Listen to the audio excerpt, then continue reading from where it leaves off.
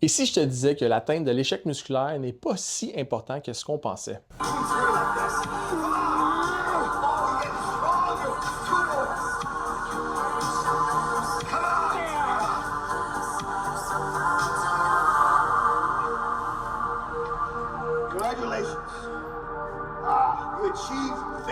Dans cette mini-formation aujourd'hui, je vais déterminer avec toi c'est quoi réellement l'atteinte de l'échec musculaire. Et là, j'ai un peu donné la réponse, mais on va voir ensemble, est-ce qu'il y a des bénéfices à ça ou même pas du tout? Et finalement, si tu es entraîneur, c'est quoi que tu peux faire concrètement pour les intégrer dans les plans de tes clients? Tout d'abord, l'atteinte de l'échec musculaire, c'est l'incapacité de reproduire une répétition de plus. Quand je dis reproduire, c'est qu'on veut refaire la même qualité d'exécution que la répétition précédente. Exemple, si on doit se torsionner sur notre banc ou on doit tricher avec un autre groupe musculaire pour compléter une répétition supplémentaire, ben, on était déjà précédemment à l'échec musculaire. Okay? Fait que le réel échec, c'est que la répétition, la phase concentrique de la répétition, on ne sera pas capable de la compléter, on va devoir s'arrêter avant. Il faut savoir quand même que c'est normal que la vitesse d'exécution concentrique, elle diminue plus on s'approche de l'échec musculaire. Il y a aussi un autre facteur à prendre en considération, c'est le blocage mental.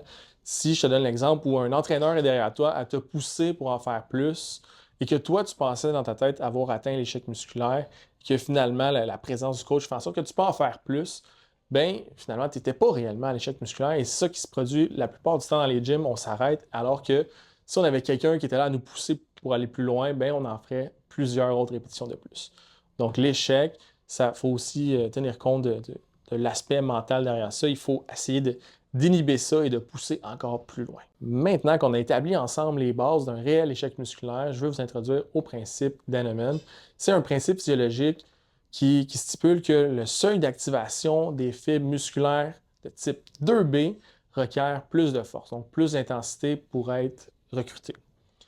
Ça veut dire que si on garde ce principe-là en tête, mais ça prend des charges assez lourdes, assez élevées pour être capable de recruter les fibres musculaires de type 2B. Puis pourquoi c'est de ces fibres musculaires-là qu'on parle? C'est parce que c'est celles-ci qui ont le plus grand potentiel d'hypertrophie.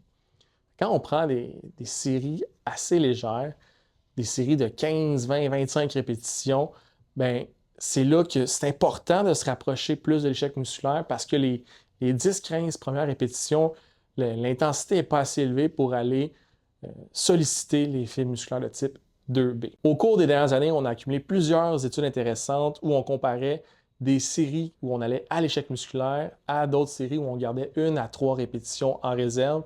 Et je vous partage ces résultats. Alors, le consensus ici de plusieurs méta-analyses, c'est que les séries où on garde 1 à 3 répétitions en réserve vont donner autant de résultats en termes d'hypertrophie que les séries où on va à l'échec musculaire.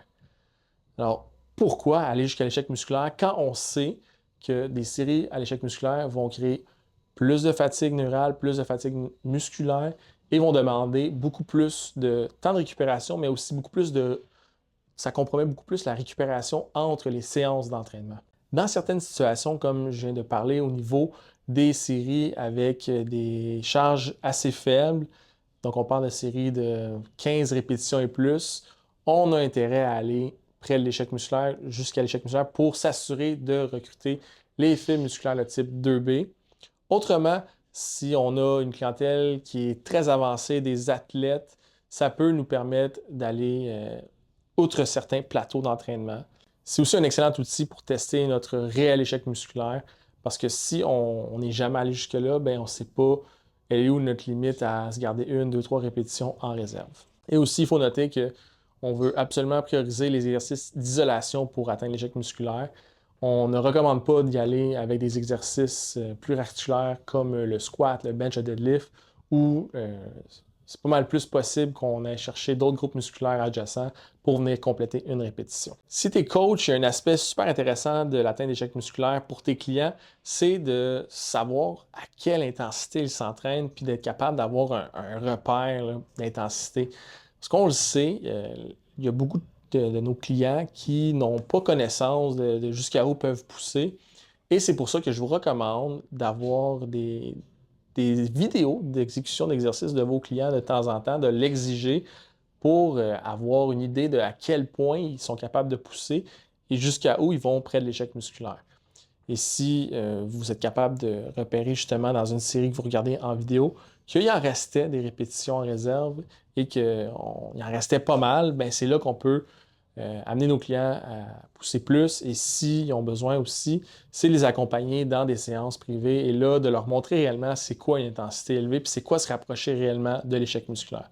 Donc, de cette façon, ça vient beaucoup valoriser l'entraînement en one-on-one et ça permet aussi aux clients d'avoir de meilleurs résultats à long terme parce que s'il est trop souvent sous-maximal, mais c'est là qu'il y a une moins grande progression. Surtout, plus on avance, plus on a de l'expérience au gym, mais plus c'est important de connaître cette limite-là et de s'y approcher. Parce que quand on est débutant au gym, euh, on n'a pas besoin d'aller très près de l'échec musculaire pour faire des gains musculaires. Ça va se faire de nature à prendre les patrons moteurs puis à augmenter les charges de façon progressive d'une séance à l'autre, d'une phase d'entraînement à l'autre. D'ailleurs, si la programmation et la périodisation d'entraînement est un sujet qui t'intéresse, on a plusieurs modules dans notre académie Quantum dans lesquels on parle de ce sujet pour t'éviter de stagner, d'avoir des plateaux d'entraînement et ainsi de progresser continuellement. Je résume en quelques points cette brève formation. Aller à l'échec musculaire, ça ne va pas donner plus de résultats que des séries où on garde 1 à 3 répétitions en réserve.